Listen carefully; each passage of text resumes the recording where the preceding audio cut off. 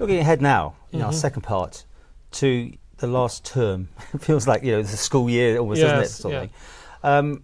And should we deal with the COVID side of that sort of thing, first of all? Because massively, everything's been pushed all over the place. But obviously it is the tourism sector that is going to be continually hit until the borders are open. You accept that, do you? Yeah.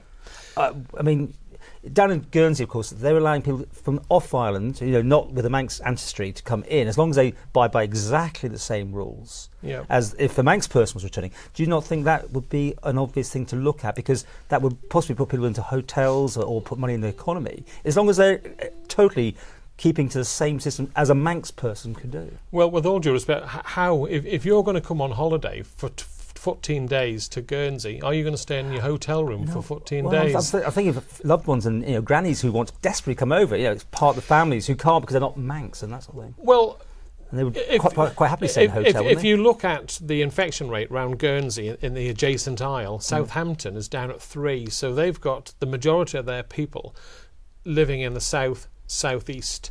If you look at the majority of our people who have family connections, it's in the northwest, which is the highest infected rate in the United Kingdom. The risk would be exactly the same. That person may or may not have it, and we've had the people coming in. Yeah. So it's exactly the same risk. I mean, this is something that came up from people from Guernsey. No, it isn't. When I've spoken to our health professionals, they've said, you're adding people to the island. You're adding people who have come from a heavily infected area, who may then spread it on to people. Now, we have a good testing regime, and that's picked up 3 people who were asymptomatic, so shows that it works. We've beefed up our testing regime, so if we need to, if there's a major problem in the future, we can do 800 people a day, which is considerably more than the United Kingdom per capita can at this moment in time. I shouldn't have started down this route because I want to do a separate interview with you on this one if we've got time. So let's look at other things. Your last year, what do you want to see happening? Well, it's full steam ahead, really. We've got really important legislation to drive through, the Manx Care. For example, the sexual offences and obscene publications, really important. Domestic abuse capacity. Climate change, being out for consultation with the public during the summer recess. Lots of legislation to get through. We've got the programme for government to get through, and we've got to deal with the transition period as a result of Brexit, along with free trade agreements with America, Canada, Australia, New Zealand, Japan has just been signed, ensuring that the Isle of Man isn't forgotten and its interests are taken into account. So full steam ahead, doing our best to bring policies in that make the island a better place for the people and the next generation. Obviously, as we record this, things are very fluid in the UK, with Boris potentially going to rewrite the laws and what's going to happen in Ireland, which could be very... Would that bring us into any sort of problems here, do you think, if they do redraw that? Well, it's when he does it. It's the internal trade agreement. I think it's 54 pages, and it's section 45, which is the offending one, and that effectively means if you break international law, it's acceptable under the law. And that, they're saying that's to ensure that Northern Ireland isn't treated any differently than the rest of Great Britain. Northern Ireland makes up the United Kingdom. So, but Boris has won it in the Commons, but it then goes up to the House of Lords, and I can't see them winning it in the House of Lords. Now, you normally have then ping-pong for a couple of times, and then the House of Lords backs down. But because they see it as so serious that I can't see the House of Lords backing down.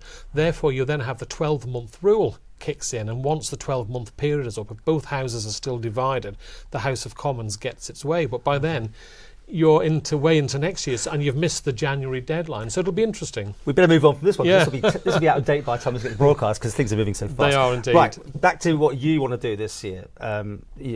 Your final... Oh, you're definitely standing down, by the way. April... I said April next year, I'll review the situation. You review... I'm sure last year you were saying... Did you not say you were going to... No, I've always said...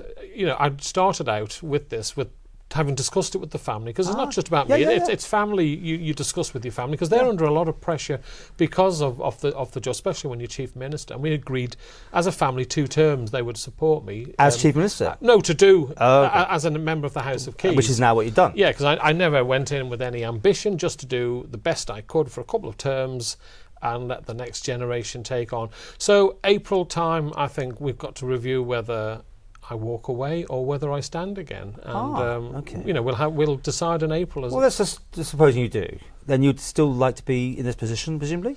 Yes, if I stood again, I would obviously be interested in being Chief Minister. I think once you've been Chief Minister, it's a great honour.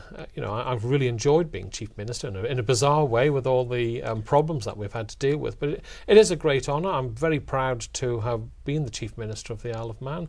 And if I carry on, yes, I would be standing to try and do the job again, because I think the continuity with just what's happening on the international side of things. An awful lot of what I do is off-island. People off the Isle of Man don't necessarily get to see what I do off-island. Yeah. Beneficial ownership, tax-free, money val, transition period. They're not really things of interest that people discuss in their day-to-day lives, but they have a massive impact on the island. And if we don't get it right, it's serious. So these are things that will help me decide in April next year. Really. I got a lot of people suggesting that you were very interested in being the president. Well, again, I'm focusing on getting on with business. So next year is next year. I want to get on. So you're not answering that one either? Well, no, because that's not a no then. It's who knows what. All I want to do is drive through as much as we can do in the last year that improves the life of the people of the Isle of Man. How does it affect you health-wise? Well, obviously, I had COVID. I've got a couple of I've got a couple of lines coming down here, which I call my COVID lines, which appeared. Really?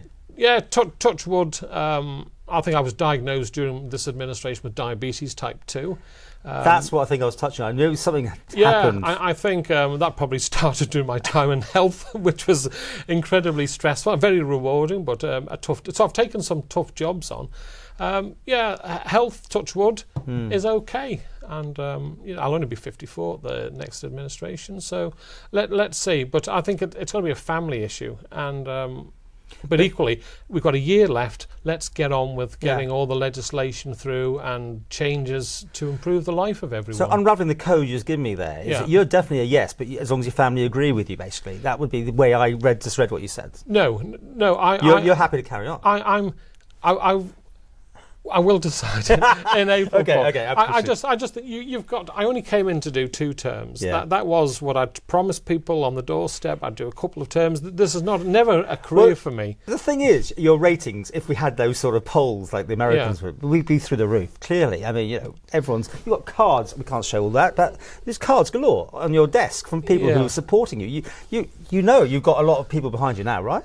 Well, Frank Sinatra was famous for singing the song "That's Life," and you're riding high in April, shut down in May. And I think when you go up there, there's only one place you can go, and that's down. Well, it's 0 to 0, as I put it to you, because it only says something to go wrong. And well, I just keep on doing my best. That's all you can do, really. In the last minute, how have you done out of 10 in the last year? Well, you ask this every time. Well, there's continuity. Well, I'll give myself an extra 1 to what I normally give. What I can normally give myself a 7 or this something. Year, for some reason, I haven't had a chance to really look at it. What do you? I mean, what would you give 8? No. What would you give yourself? I mean, well, we'll talk about how you deal with the press another time. You know my views on certain things. Anyway, so you give yourself an 8. What are you saying there? 1 more than normal. Whatever it was. So let's say it's 8. Yeah, and that's just because I've really had to. I mean, I didn't think I could work. You could work any harder. The team around me and myself, we were doing 100-hour weeks for a while. Well, that's the other one. How and the government out of 10? How have you done as a government? Well, we're delivering on our procedures. Sometimes I get frustrated when things go over budget or some of the things that aren't sorted, that you think, how on earth did that get allowed? But it was before our time and you're trying to fix it. Things like Peel Silt has really frustrated me, because you think, well, why would you build a marina and not sort out the problem of silt coming down? We haven't even talked about the promenade in this interview, but we'll do that another time. But anyway, out of 10, how do you think the government's done? Your government? Well, I think we've done well. We haven't achieved everything I want, but I'd give us a good 8.